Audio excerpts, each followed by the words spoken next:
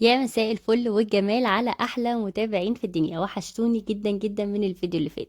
الفيديو بتاع النهارده بسيط جدا وحلو، ان شاء الله هيعجبك. هنعمل بسكوت الانكشار مع بعض. حلو جدا ومكوناته بسيطه ومش بياخد اي وقت. يعني لو حابه كده اي حاجه كده، نواعم في البيت او بسكوتات او اي حاجه هتعمليها مش هتاخد اي وقت معاكي. والمكونات كمان والمقادير بسيطه جدا، ان شاء الله هتكون موجوده عندك في البيت.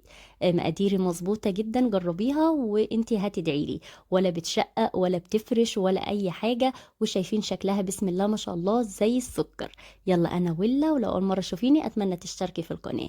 المقادير يا بنات: 150 جرام من السمنة، 150 جرام من السكر البودرة، 3 بيضات، 150 جرام من النشا، 450 جرام من الدقيق. عشان تطلع معاكي مظبوطة بالظبط وتحطي كده الحاجة وانتي ولا لا عايزة معلقة دقيق، لا مش عارفة ايه، لازم بالجرام هتكون مظبوطة معاكي على الشعرة. وكمان نسيت اقولك معلقة كده صغيرة من ايه، من البيكنج باودر. تقدري تستخدمي العجان، تقدري تستخدمي المضرب الكهربائي، تقدري تستخدمي المضرب الويسك اليدوي. وتقدري كمان تعمليها بايدك كده، بطراطيف صوابعك تدوبي السمنة مع السكر وهتطلع زي العسل. ال 150 جرام يا بنات يعني كوباية الا ربع من السمنة، كوباية الا ربع من السكر، كوباية تقريبا من النشا، 3 كوبايات من الدقيق.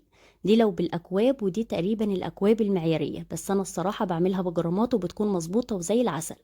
زي ما انتوا شايفين يا بنات، انا حطيتها في العجان السمنه مع السكر وضربتها كويس جدا لحد ما بقيت كريمي. وبعدين بقى هتنزلي بالبيض والفانيليا بيضه بيضه.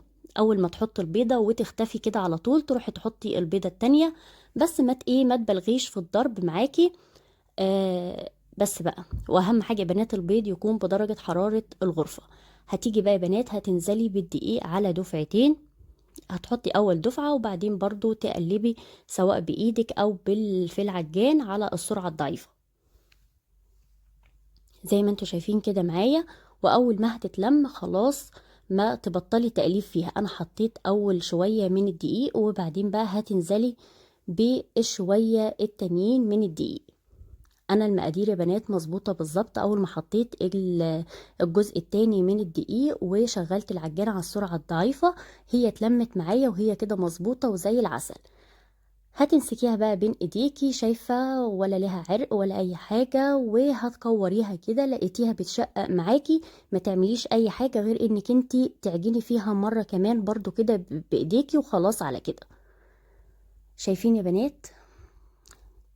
بس بقى هي خلاص كده مظبوطة وزي العسل. هتروحي بقى ايه، تبدأي بقى تشكليها. السجان بتاعتك مش مدهونة اي مادة دهنية، وهتشكليها كويرات صغيرة جدا في حجم البلية. يعني في حدود مثلا ايه، لو على الميزان هيكون 3 جرام. بس الميزان متعب جدا انك تمسكي كور صغيرة وتوزنيها، انما انت كده بالنظر هتكون زي العسل. التسوية بقى يا بنات، الفرن بتاعك مولع على درجة حرارة 160. هتحطي بس واحدة تختبري هتسويها على درجة حرارة كام. انا حطيت 160، بعدين القعر خد لون، فهي المفروض تكون كده استوت. لا لسه قلبها طري، ودوست عليها كده لسه قلبها طري والوش بتاعها منشفش. فخلاص كده انا عرفت ان انا لا اوطي درجة الحرارة، خليتها على 150. فانت برضو كمان اعملي كده، هي واحدة بس عقبال ما الفرن منه تسخن وتكوني خلصتي السجون. وبنشكل يا بنات وبندخل على طول للتسوية. اول ما تاخد لون كده من تحت زي ما انت شايفة، اصفر كده حلو، ولا اللي هو فاتح ولا اللي هو غامق، وفي نفس الوقت ناشفة. تطلعيها ناشفة يا بنات من الفرن. وفي نفس الوقت الوش بتاعها مش طري ولا اي حاجة، فهي كده خلاص استوت. تقريبا كده كل صاج بياخد ايه، ربع ساعة او تلت ساعة.